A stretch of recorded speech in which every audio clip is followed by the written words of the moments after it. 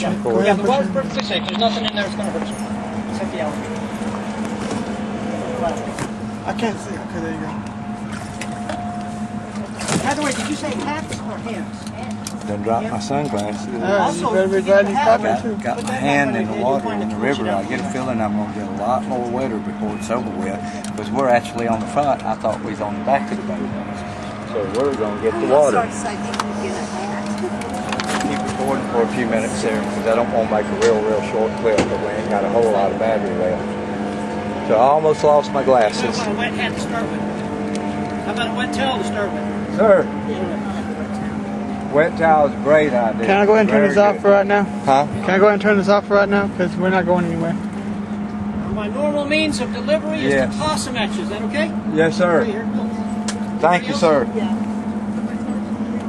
These towels will begin to dry up and get warm after a little bit. When that happens, I'm leaving the camera on. Just tell me to leave it on. I'm sitting right here. Or maybe you should grab it so I can catch it. In that water again, make them as good as new.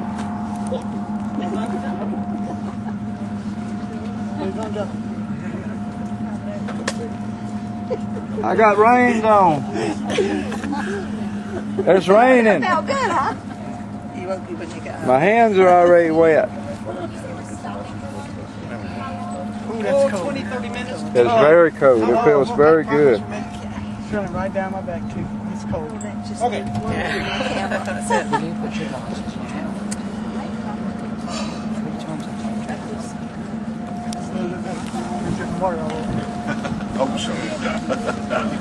Yeah, we thought we was getting on the back of the boat when we climbed in, so we're probably gonna get the spray right here on it. That's probably the best thing. I just don't want my camera wet. That's all the thing I'm worried about. The water will feel good on us. It's cold. Where are you from, sir? England, UK. Really? In England, yeah. Robin Hood country. Have you heard of Robin Hood? First time to USA? First time to the United States? Wait. Was it your first time coming this time? No, I've been to New York, Florida, but not this area, no. First time, beautiful. Okay. Where are you from? Texas. Texas, oh, very nice. Yeah, everybody in Texas wears cowboy hats and owns a cow. We actually ride cows to town. Right. No, I'm just kidding about that. We're very diverse people in Texas. It's not what you see on TV. It's not what you see on TV. You're right, sir. Yeah, I'm already getting wet already. You're probably going to have to turn throttle to block water from getting on my camera and stuff.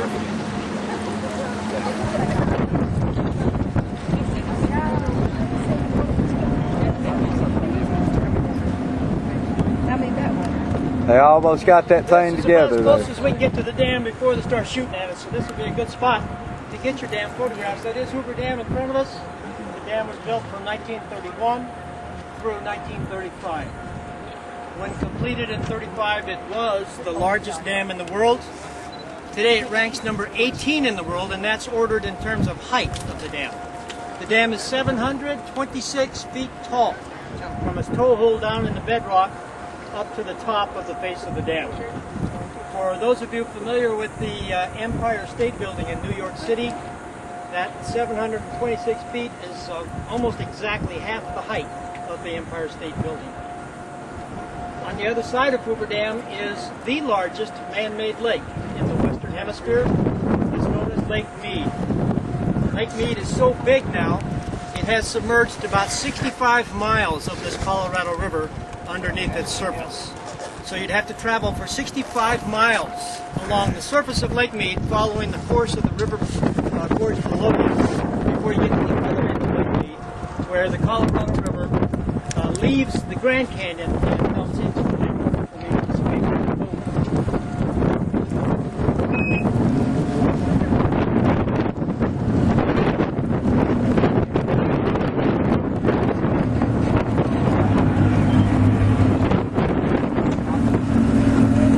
Don't mind when you put over. Remember, he said everything in that bag's gonna get wet down there. there because water's going to come up over there. Notice the 4 tunnels there, 2 in front of us and then 2 off to our left. Those are called diversion tunnels because while they were building the dam, they didn't want this river flowing through their construction sites, so they diverted the river to flow through those 4 tunnels. Each was excavated to 56 feet in diameter. Each was 3/4 of a mile long. So we're looking at the downriver end, of course, the upriver end, 3/4 of a mile from the downriver end. Each was lined with 3 feet of concrete all the way around on the inside, which then gave them 4 tunnels, each 50 feet in finished interior diameter that the river flowed through while they were building the dam. And then once the dam was complete, they plugged up the upriver end of each tunnel so the river could no longer enter the tunnels. And then that forced Lake Mead to start forming behind the dam.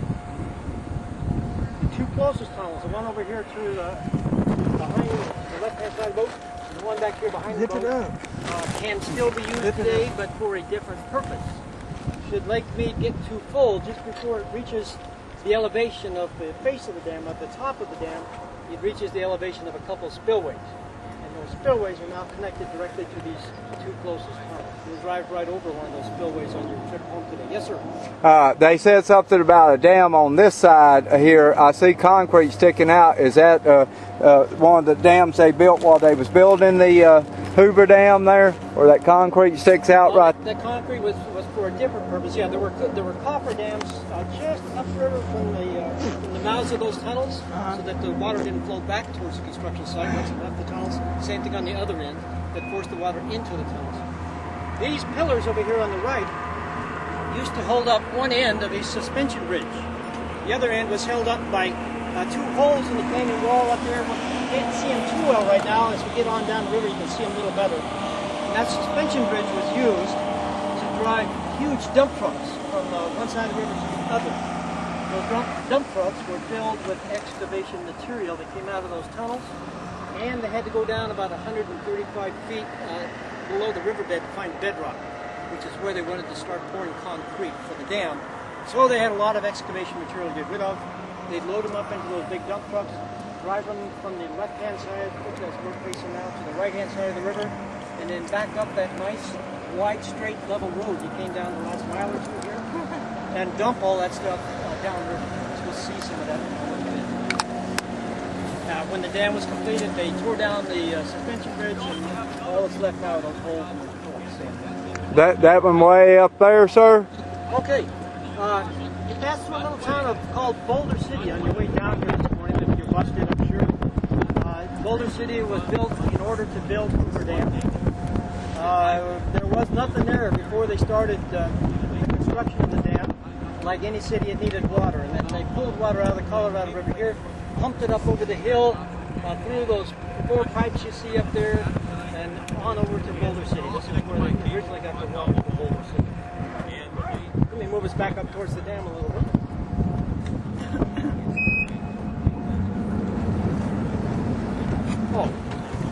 While we're facing downriver, let me.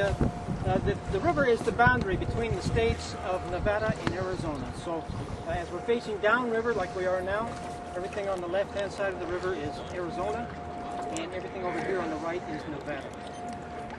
So everything you do over on the right-hand bank stays there, and everything you do over here in Arizona, your boss and your family and everybody finds out.